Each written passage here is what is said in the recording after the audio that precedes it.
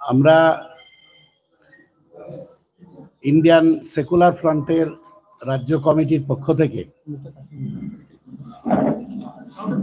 আমাদের এখানে উপস্থিত যত সাংবাদিক বন্ধু আছেন প্রত্যেককে সাধুবাদ জানাচ্ছি, ধন্যবাদ জানাচ্ছি। আজকের এই নির্ধারিত প্রেস কনফারেন্সে আপনারা এসে উপস্থিত থাকার জন্য।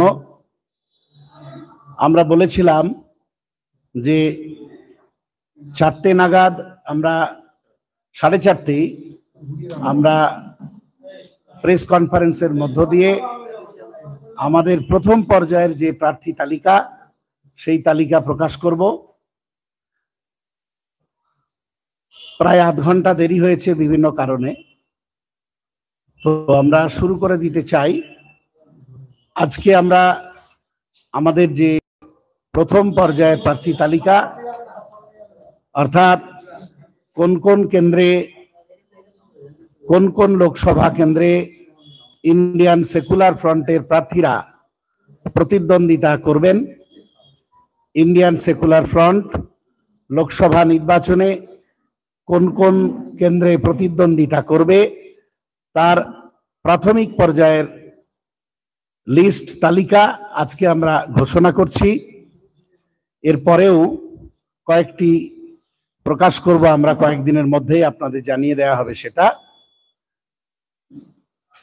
এখন আমি সকলকে বলবো যে আপনারা একটু লক্ষ্য করুন, লোকসভা কেন্দ্রিক লোকসভার নাম এবং প্রার্থীর নাম, যিনি আইএসএফ এর পক্ষে প্রতিদ্বন্দ্বিতা করবেন তার নাম আমরা ঘোষণা করছি।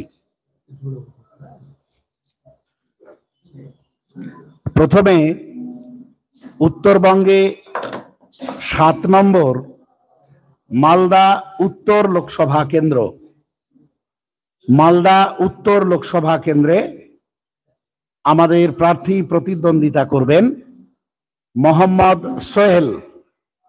মালদা উত্তর লোকসভা কেন্দ্রে মোহাম্মদ সোহেল। 19 নম্বর সংসদীয় ক্ষেত্র জয়নগর লোকসভা কেন্দ্র, যেটা এসসি সংরক্ষিত।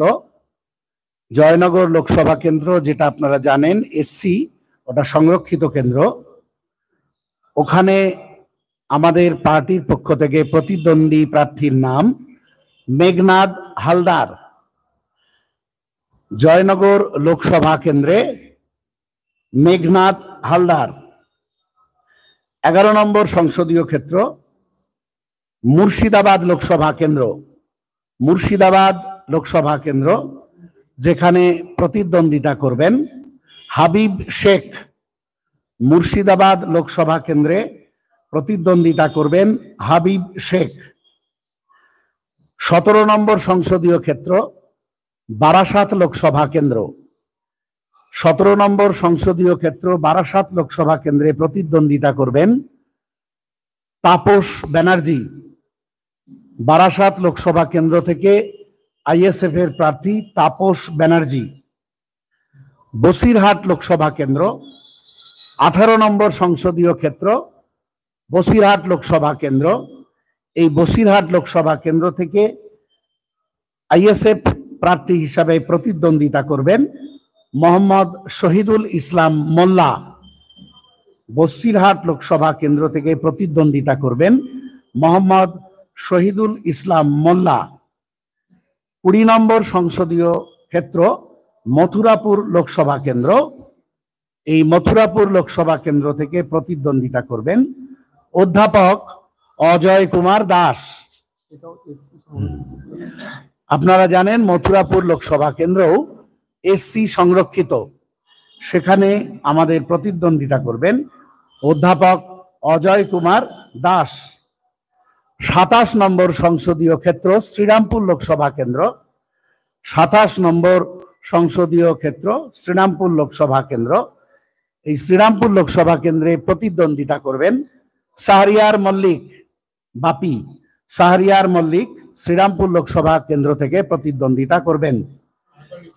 শাহরিয়ার মল্লিক, শাহরিয়ার মল্লিক 33 নম্বর ঝাড়গ্রাম লোকসভা কেন্দ্র, এটাও সংরক্ষিত, এসটি সংরক্ষিত।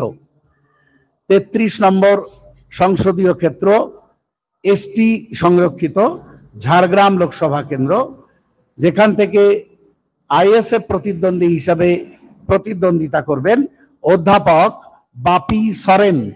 অধ্যাপক বাপি সরেন। আমরা প্রথম পর্যায়ে এই 8 জনের নাম ঘোষণা করলাম।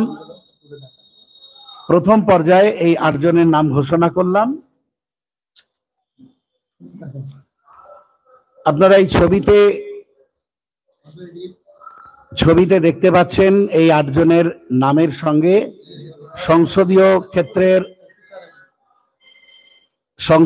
ক্ষেত্রের নাম্বার, সংসদীয় কেন্দ্রের নাম, প্রার্থীর নাম এবং সেই সঙ্গে প্রার্থীর ছবিও দেওয়া আছে। আমরা প্রথম পর্বের এই 8 জন প্রার্থীর নাম আজ ঘোষণা করলাম। প্রথমে যেগুলো বলেছিলেন তার ভেতর থেকে কটা আছে? প্রথমে যে 8টা কেন্দ্রে আপনারা প্রতিদ্বন্দ্বিতা করতে চাইছেন, আরেকবার বলে দেব। মালদা উত্তর লোকসভা কেন্দ্রে প্রার্থী হয়েছেন মোহাম্মদ সোহেল। মুর্শিদাবাদ লোকসভা কেন্দ্রে প্রার্থী হয়েছেন হাবিব শেখ। বসিরহাট লোকসভা কেন্দ্র থেকে প্রার্থী হয়েছেন মোহাম্মদ শহীদুল ইসলাম মোল্লা। ঝাড়গ্রাম লোকসভা কেন্দ্র থেকে প্রার্থী হয়েছেন অধ্যাপক বাপি সরেন। জয়নগর এসসি লোকসভা কেন্দ্র থেকে প্রার্থী হয়েছেন মেঘনাথ হালদার। বারাসাত লোকসভা কেন্দ্র থেকে প্রার্থী হয়েছেন তাপস ব্যানার্জি। মথুরাপুর লোকসভা কেন্দ্র থেকে প্রার্থী হয়েছেন অধ্যাপক অজয় কুমার দাস। শ্রীরামপুর লোকসভা কেন্দ্র থেকে প্রার্থী হয়েছেন শাহরিয়ার মল্লিক বাপি।